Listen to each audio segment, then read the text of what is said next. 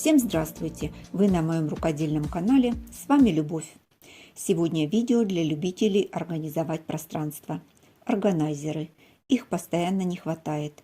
Вот и у меня опять возникла необходимость места для хранения. На этот раз решила сшить органайзер с крышкой на молнии и удобной ручкой, как чемоданчик. Для уплотнителя использовала самый обычный мешок. Эту идею увидела в интернете, решила попробовать и заодно поделиться с вами. Конечно, когда я шью, у меня царит творческий беспорядок.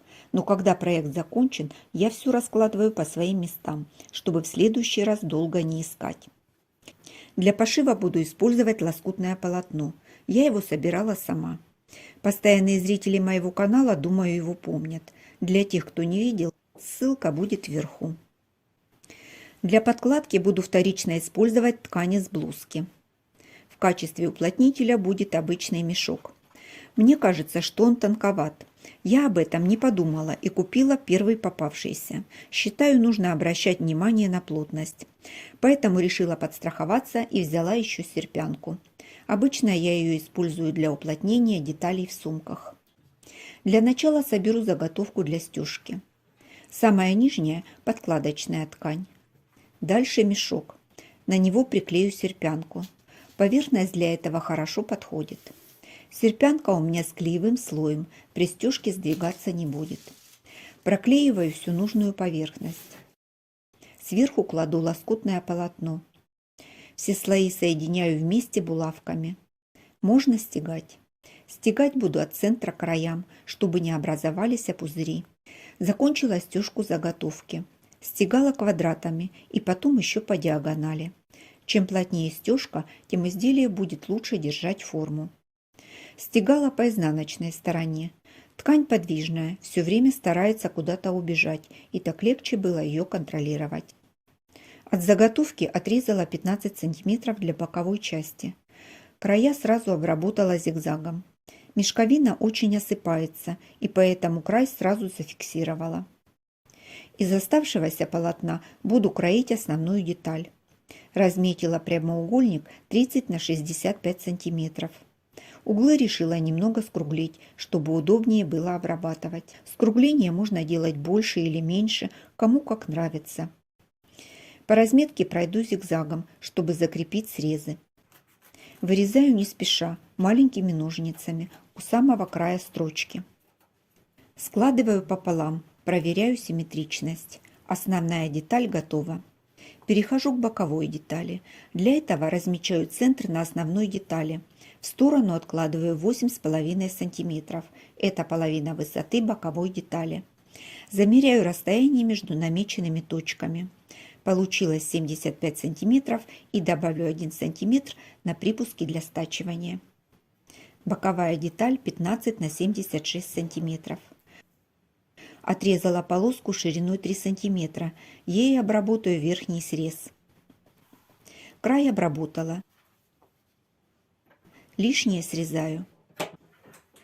Подготовила молнию. Надела 2 бегунка. На них пришила декоративные держалки. По краям с каждой стороны добавила по 2 см. Мне не хватило длины молнии. Кладу молнию бегунками кверху. Накрываю боковой деталью и прокладываю строчку.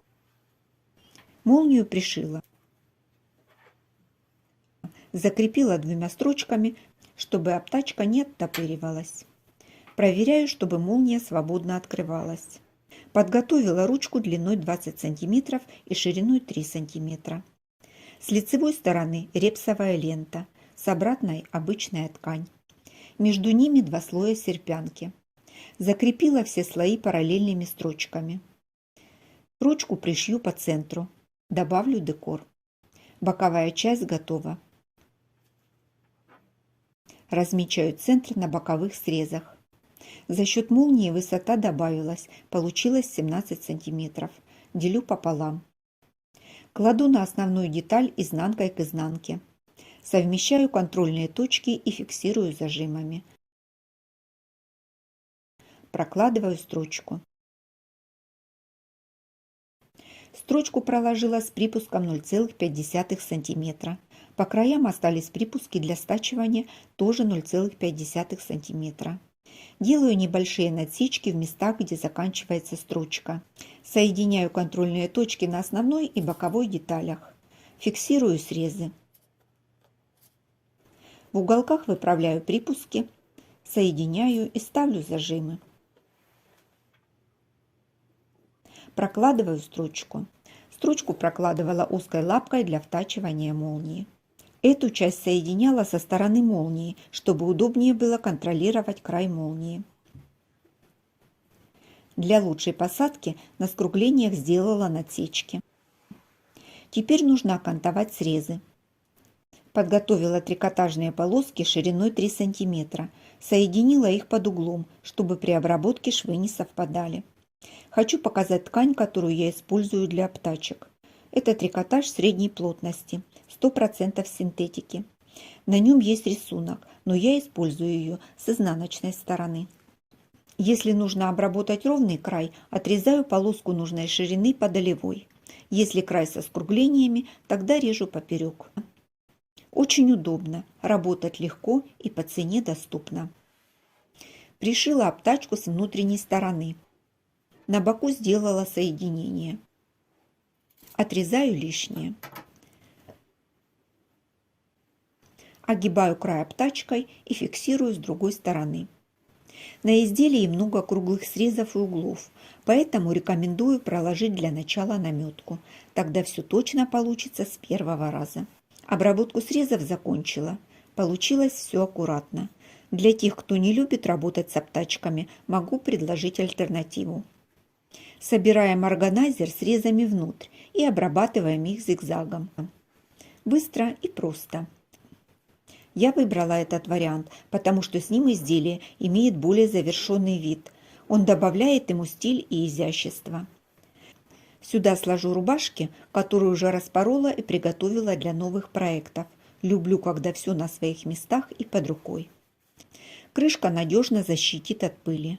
Молния легко закрывается. Держалки добавляют не только удобства в использовании, но и декор. Удобная ручка позволяет легко перемещать органайзер. Все продумано для удобства и порядка. Использовать мешок в качестве уплотнителя мне понравилось.